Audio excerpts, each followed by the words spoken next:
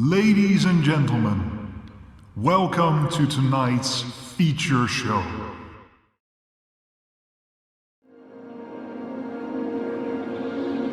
For centuries, I have watched brave fools like you wander into these unforgiving lands. Let's start with some backstory. Picture a regular summer afternoon, which for me at least, is boring as hell. Myself and one of my closest friends were on a call looking for some new PC games that we could possibly try out, preferably for cheap or for free, as we were both poor college students. Browsing some online forums, I came across a recommendation for a small indie title called We Were Here. The website described it as an escape room style game, where both players had to describe what they see to the other player in order to progress and eventually escape captivity. Oh yeah, and it was also free. We were both just kind of like, better than nothing, sure, why not? And decided to try it out.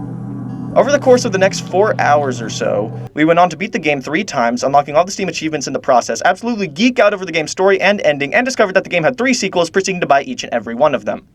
All in one sitting. To say we were hooked on this game would be a huge understatement. Something about this little puzzle game that you can beat in a couple hours was able to capture both our hearts and minds so quickly. By the end of this video, you'll see why if you haven't already. Allow me to introduce to you, We Were Here.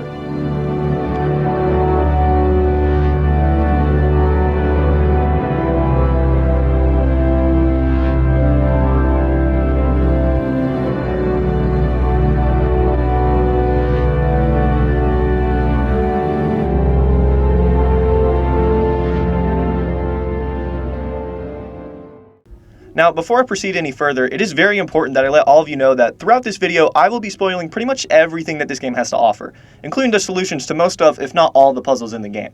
So if you haven't had a chance to play this game yet, which I would highly recommend, it is free after all, then grab a friend and do that first. Then come back and watch this video. Trust me, it's more than worth it. Finding false comfort in your silly notion that there lies strength in numbers. Total Mayhem Games, the developer and publisher of the We Were Here series, is an indie game studio based out in Rotterdam, a port city in the Netherlands. Before they had the whole studio they have today, they were just 15 students from the University of Applied Sciences in Rotterdam. They were all studying different things, whether it be art, design, or development, but they were all minoring in game design or development, so the team ended up gelling together pretty well.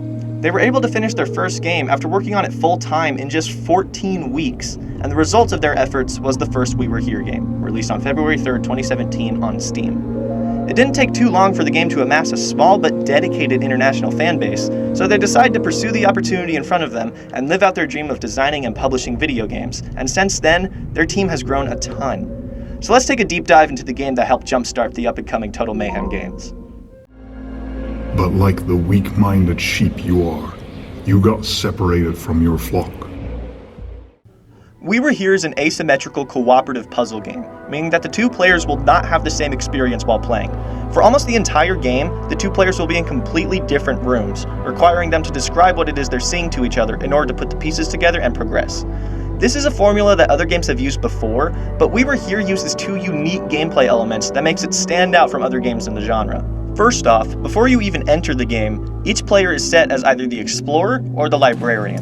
To first-time players, these might seem like arbitrary titles, but they are anything but.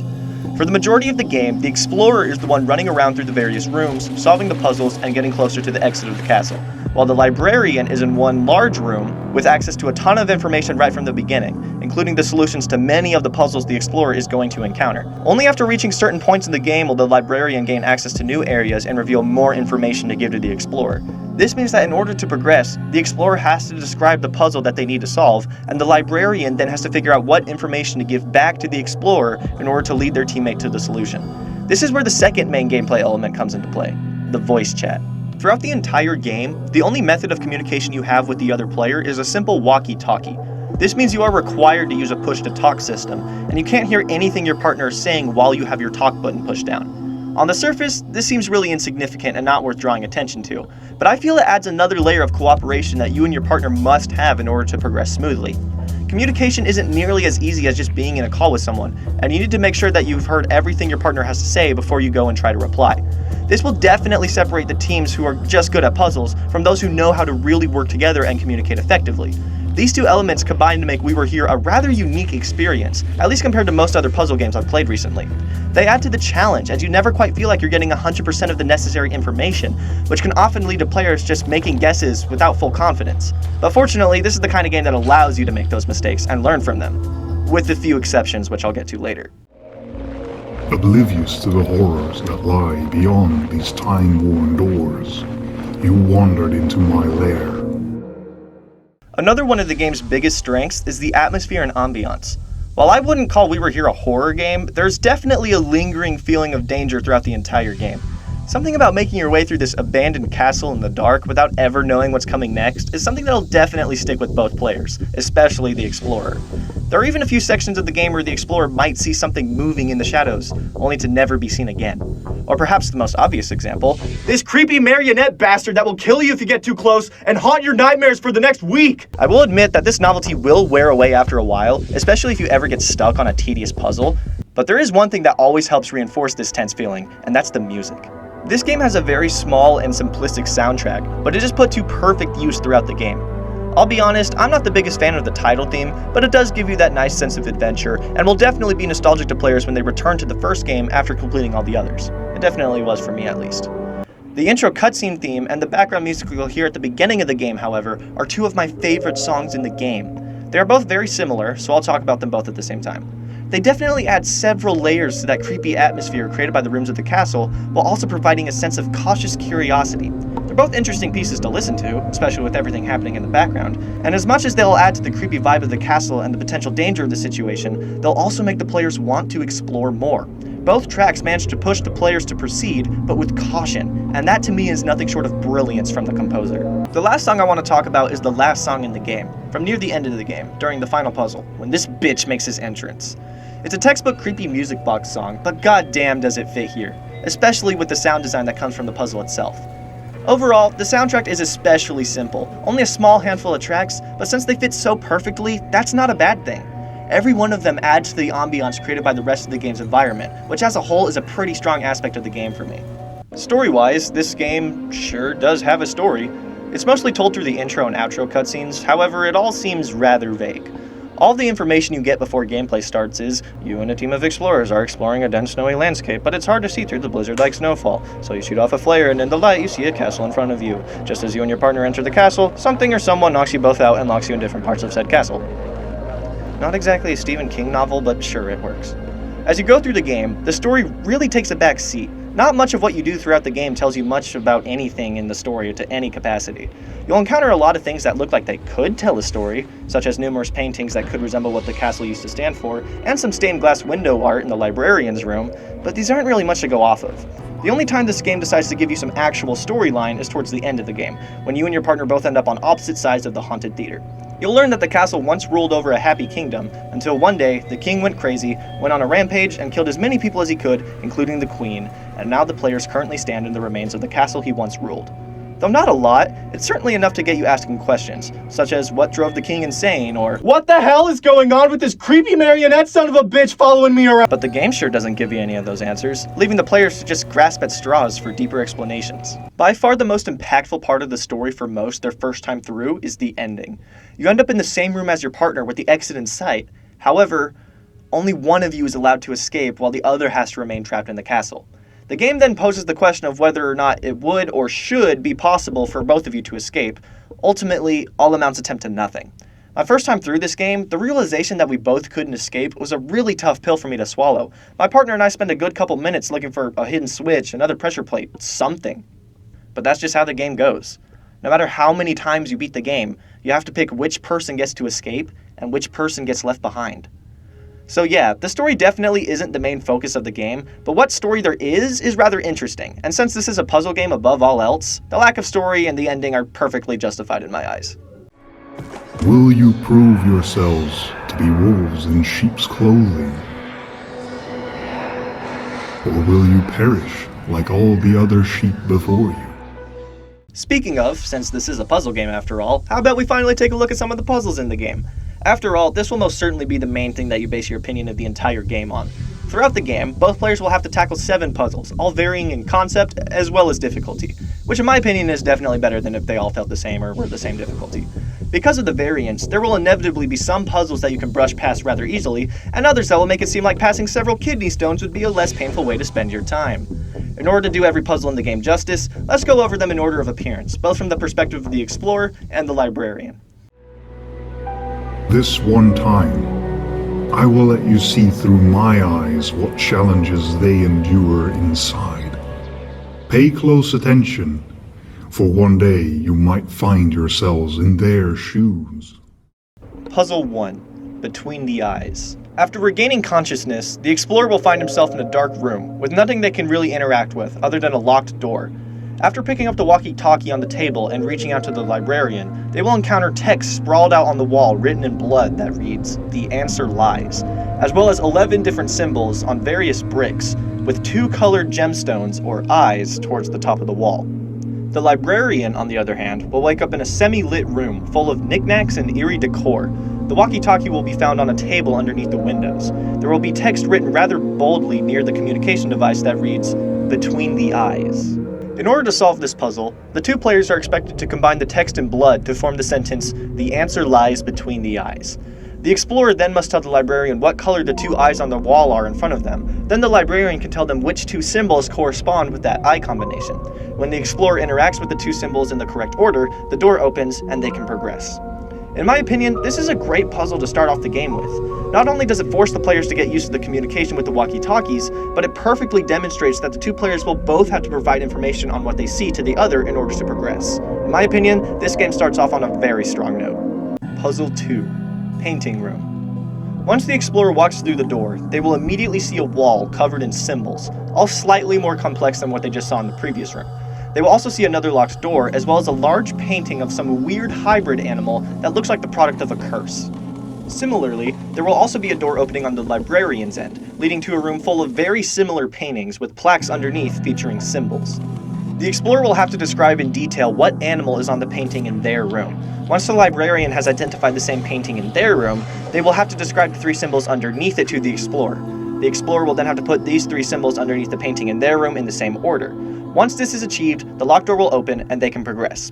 This is one of the easiest puzzles in the game, but in my opinion, that's how it should be. If the players took a good bit of time to figure out the first one, then seeing an easier puzzle like this will help them gain confidence going forward. And in a puzzle game like this, you need confidence in your ability to solve the puzzles. Putting an easy puzzle here is just good game design. Puzzle 3. Submerged Hallway. The explorer walks into a room with a staircase leading downward. As soon as the door closes behind the explorer, the room will start to slowly fill up with water. If the room completely fills up with water, the explorer will drown, resulting in a game over. At the bottom of said staircase, there is a closed door with a sign above it. The sign will have text in a secondary color, spelling out another secondary color. The librarian will walk through an adjacent room with a table at the center and red pipes leading to a newly opened room, then down into a flooded basement where 3 primary colored valves can be seen and interacted with. The explorer needs to read out the color that is spelled out, not the color of the letters. The librarian then has to open up the 2 valves that, when combined, create the color that the explorer told them in context of color theory. While I gave the previous puzzle a pass for being rather easy, this one isn't going to get the same pass from me. Yes, it's the first puzzle in the game that has a time limit, which I'm already not a big fan of in puzzle games, but it's a super generous time limit. There's no reason for this puzzle to be this bare bones. They could have added one more slightly more complex action that the explorer needs to perform after the door opens to drain the water or something like that, and the puzzle would have been much better. But as is, this is probably the weakest puzzle in the game for me. Puzzle 4. The Dungeon. After walking through another door, the explorer will come across a white lever that they must pull in order to open a white gate. After passing under the gate, they will then have to pull the same white lever again to open another gate.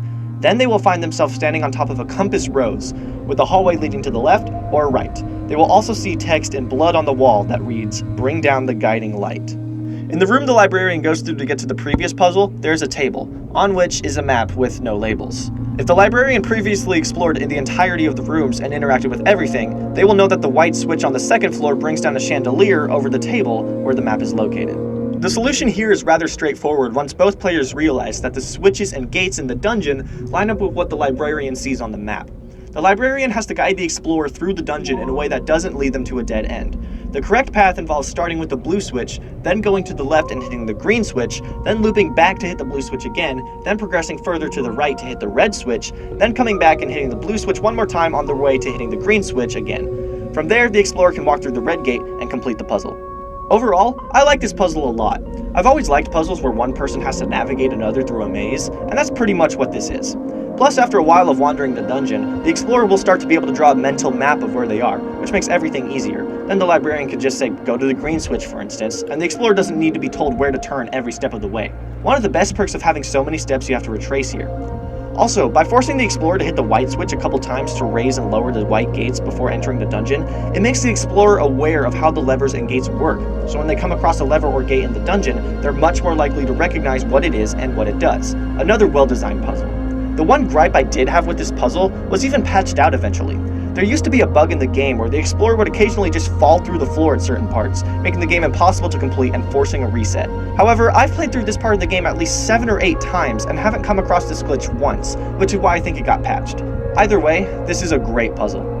Puzzle 5. Chess. Literally chess. After walking through another door, the explorer will find himself in a courtyard. Once being exposed to the extreme cold, their vision will start to be partially obscured by a ring of frost. There is a giant chessboard in the middle of the courtyard, and a piece of machinery in the back of the courtyard. The ring of frost will also continue to grow, obscuring their vision more and more until either the puzzle is solved or the explorer dies from exposure. As for the librarian, upstairs they will find a projector, which seems to be missing a few parts, and a screen across from it on the wall. To solve this puzzle, the explorer has to turn on the generator to start. Once the generator is on, the librarian will now have power for the film projector. They must pick up the film reel found on the table with the map for the dungeon and put it on the projector found on the second floor. Once the librarian gets the film reel playing, it will show the chess moves needed to solve the puzzle. The librarian then must relay these moves to the explorer, who will have to replicate them on the giant chessboard. Once the black king is put into checkmate, the door will open for the explorer and the puzzle is solved, allowing the explorer to escape the cold. Now, I absolutely love the concept of this puzzle. A chess puzzle in a game like this seems like a perfect fit. However, there's 2 rather significant problems that keep me from saying this is a great puzzle. The first one is the timer. Not only the fact that there is a timer, as once again it's rather generous, more in the way that the players are shown that there is a timer. The frost on the explorer's screen becomes ridiculous at times. If you've used up more than half of the puzzle's time, it becomes significantly harder to do anything due to a lack of visibility. Also, the frost is by far one of the brightest things in the entire game, so when you have this super bright frost surrounding a dark courtyard, it makes seeing what's in front of you even harder due to contrast. The second problem I have with this puzzle is a bug that can occur if you fail the puzzle. If you move a white piece incorrectly, then the puzzle resets and you have to start all the moves over. However, the game will still think that it's black's turn to make a move. Because of this, you can't get the puzzle going again by moving any of the white pieces. You will have to move a black piece, followed by a white piece, then one more black piece to reset the puzzle again. This is something that held us up for a while the first time my partner and I got to this point, and by the time we got the white pieces to start again, the frost was all over my ass. This is a great puzzle in concept, and these issues rarely come up in subsequent playthroughs, but the fact that they often magnify each other makes it really annoying for new players, and thus this puzzle is easily the worst executed one in the game from a development standpoint. Puzzle 6. Dark Hallway. The next room the explorer walks into will have a book on a podium with 5 symbols on it, and beyond that lies a large grid on the ground, 5 tiles in both length and width. The librarian will have no new open door or any new appearing symbols. Rather, they will now have to pay attention to the books, the ones you can interact with scattered throughout the room. Each one is unique, with symbols on the front and poem-like instructions on the back. The explorer will have to communicate which 5 symbols they see to the librarian, who will then use the book with the same symbols on it to guide the explorer through the tile maze. This is honestly the puzzle I have the least to say about. I don't have any strong opinions about it, positive or negative. I do wish the puzzle was a bit more difficult though, since at this point, both players will know pretty much exactly what to do as soon as they see the puzzle. Other than that minor gripe, this is an inoffensive puzzle. Puzzle 7. Haunted Theater. After the dark hallway, the explorer will find themselves in an open room. At the front of the room, there's an old machine with 6 cranks on it, a switch that says Scene 1 above it, and another switch that says Bloodlight over to the right. On the second floor of the librarian's room, the locked door will now be open. This door will lead them into a theater, with seats and a large stage in front of them. To the left and right are doors, which will lead them to the wings of the stage. They will also find a phonograph in the left wing, right before walking on stage. The librarian needs to interact with the phonograph for the players to hear the scenes they need to construct. Once they hear what the scene needs to look like, they must then decide which props they need to reel out. For the first scene, this would be both the castle and the people. Both players need to work together to make sure the correct props for the scene are out on the stage. Once this has been achieved, the explorer needs to hit the scene lever. Repeat for all 5 scenes before the terrifying marionette kills the librarian and the puzzle is solved. Much easier said than done. This is undoubtedly the hardest puzzle in the game, and it's not that close. Even once you figure out what you're supposed to do, it's not immediately obvious for any given scene what props need to be out on the stage to progress. Plus, the time limit. The least forgiving time limit in the game, I should add. This is easily the biggest roadblock for most players, and unfortunately the place where some might just give up. I know several people who got to this point, but never made it past. However, I have a strange soft spot for this puzzle. Even though it's easily the hardest puzzle in the game, and made us die several times when we first got to it, when it all came together for us, it all came together at once, and it was such a great feeling for us. I don't mind the difficulty of the puzzle too much, as it's the final one in the game, so it seems warranted. But at the time of reaching it for the first time, you have no way of knowing this, which is why if you get stumped on it, it can seem very discouraging. So I see why so many people get stuck here. Despite all of that, I still like this puzzle a lot. All in all, We Were Here knocks the puzzle aspect out of the park. A good puzzle is one that can give you all the information at the very start and leave it up to you to figure out how that information interacts to form a solution. It'll lay out all the pieces for you, and it's entirely up to you to put the pieces together in a way that makes sense. That's what makes solving a puzzle satisfying. If you're missing information, then you're just running around aimlessly until you accidentally stumble onto the final piece. Solving puzzles this way doesn't make you feel accomplished. It makes it feel like your time has been wasted and you could have progressed further had it not been for this one pointless setback. The fun and satisfaction that comes from solving a puzzle in this game isn't the path being made available to you, it's putting the pieces together, that aha moment, if you will. This is something We Were Here has down to a science. This game doesn't need to hide any information to make its puzzles challenging and rewarding, which is nothing short of mastery from a game design standpoint. With a couple exceptions, these puzzles find a way to be challenging enough to make you think, but not cheap or difficult enough that you rage quit the game. Most of these puzzles are very satisfying to solve, easily making this the strongest aspect of the entire game.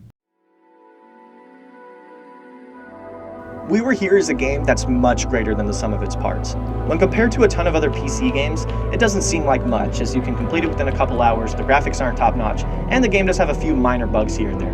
But everything the game does so well more than makes up for it. The setting, the puzzles, the music, limited communication, the all-around atmosphere, it all works together seamlessly to create an experience that I haven't experienced in many other free games. Even compared to other puzzle games, this one offers up such a unique experience that I'd recommend it to anyone who's a fan of the genre. And I'm not alone when it comes to this sentiment. One look at the reviews the game received on Steam following its release will tell you that We Were Here, while not the most popular, was near universally loved by its players, and it was this positive reception that led to 3 more We Were Here games over the next 5 years. We Were Here is a game that not only started a franchise, but it launched the careers of many talented and creative individuals over at Total Mayhem Games, allowing them to continue to create and share their gifts and ideas with the world. To me, that's a pretty damn good game, the significance of which cannot be overstated.